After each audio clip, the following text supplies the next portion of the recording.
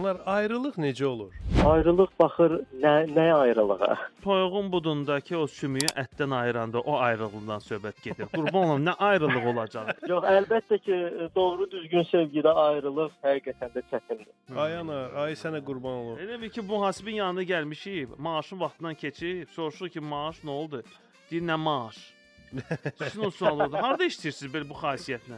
Hal-hazırda özünün şəxsi sahibkaram biznesim. Nə satırsınız, nə xidmət göstərirsiniz? Lazer aparatım var. Yəni mən işləmirəm. Yəni işçilərim var, işləyirlər. Yəni açmışam işləyirlər. Lazer Aleksandritdə də ondan deyil, ondan. Bəli, Aleksandrit Kandela. İstəsəz sizi də lazer eləyə bilərik. Sağ ol, sağ ol. Neçədir lazer? Proseduru deyirsiniz, yoxsa aparatın Yox, yenə də toyuğun üstündə məsələn o tük var, onları yandırmaq üçün lazerin qiymətini soruşuram.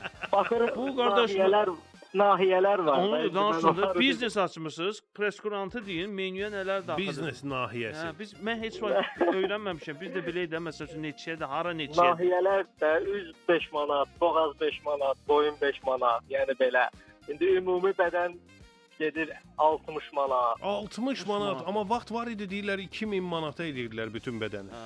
Yo, 2000 manata düzdür, mənim onun yadımda deyil, amma vaxt var idi ki 150-200 manat olan vaxtları var idi. Çox təəssüf ki, bu işin heç nə elədilər də. İndi hal-hazırda şəhərimizin müəyyən yerlərində o boyda bədəni 25 manata eləyən yerlərimiz var. Yəni o Aleksandrit lazeri olub Saşa. Vəssalam. Sonuncu sualdır bu barədə. Ver, bayaqdan istəyirəm ki, o sual verməsən. Hələ hamı da gözləyir, ver ya. Özüm üçün soruşmuram. Rəvanda fikir vermisinizsə, iki qaşın arası maşallah belə deyil, bir mono qaşdır da, bir dənə qaşı var elə bil. Bəli, bəli. Yəni rəvanda ruslar deyir brovi. Brovi deyil, brovdir. Yəni qaşlar yox, qaş. O ortanı götürmək istəsə, oradan bir dənə magistral açmaq istəsə. Aha. Çox bahadır o. Tək olsun gəlsə 2 manat.